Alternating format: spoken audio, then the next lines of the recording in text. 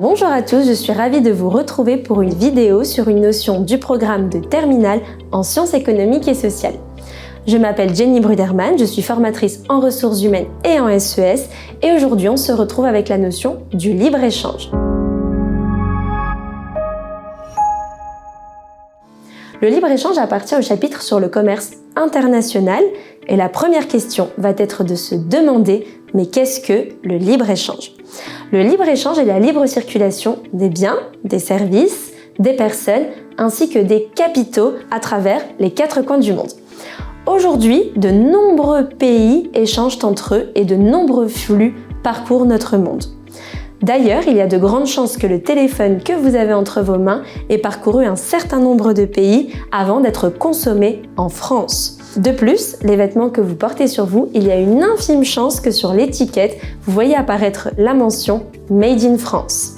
Eh bien vous aussi, chers élèves, vous contribuez au libre-échange et au commerce international. Mais la question étant de se demander pourquoi est-ce que les producteurs et nous, consommateurs, nous nous procurons des produits provenant d'autres pays plutôt que de nous procurer des produits en interne à l'échelle nationale. Pour répondre à cette question, nous allons découper cette vidéo en deux parties. Nous verrons dans un premier temps les avantages et inconvénients du libre-échange pour les producteurs. Ensuite, nous les verrons pour les consommateurs. Commençons à présent par les producteurs. Vous avez déjà dû entendre la notion de spécialisation que l'on doit à un économiste célèbre nommé David Ricardo. David Ricardo développe une théorie sur l'avantage comparatif qui considère que chaque pays a intérêt à participer au libre-échange en se spécialisant dans la production pour laquelle il est le plus efficace, c'est-à-dire le plus productif. À ce titre, chaque pays pourra obtenir les biens nécessaires à leur production à des prix attractifs et de ce fait diminuer les prix de vente ou augmenter leurs bénéfices. Ajoutons à cela qu'aujourd'hui nous nous trouvons sur un marché mondial. De ce fait, nous sommes sur un très grand marché qui offre de nombreux débouchés. Par débouchés, nous pouvons entendre clients potentiels. Les entreprises peuvent donc produire à plus grande échelle et réaliser ce que l'on appelle donc des économies d'échelle.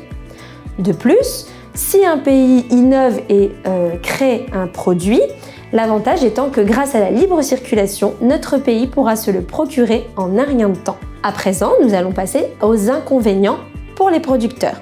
Commençons par aborder la notion de concurrence. La concurrence est très rude sur un marché aussi grand. Il est donc très difficile pour les entreprises naissantes de s'implanter sur cet immense marché. De plus, il y a toujours le risque de dumping fiscal, social et environnemental. Par dumping, on entend le fait de contourner les règles de notre pays en passant par un autre pays. À présent, nous allons passer aux consommateurs et commençons par le positif, les avantages.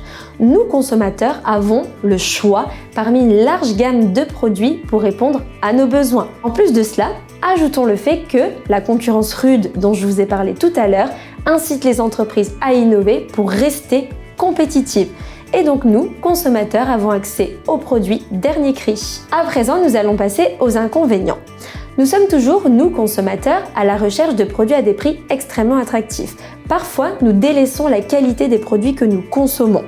De plus, nous pouvons également nous retrouver perdus face à la gamme de produits à laquelle nous nous retrouvons aujourd'hui dans nos magasins et sur les plateformes internet. J'espère que j'ai pu vous éclairer sur la notion de libre-échange. Je vous souhaite un très bon courage pour votre année scolaire et pour vos examens. Et rappelez-vous, travailler est la clé du succès.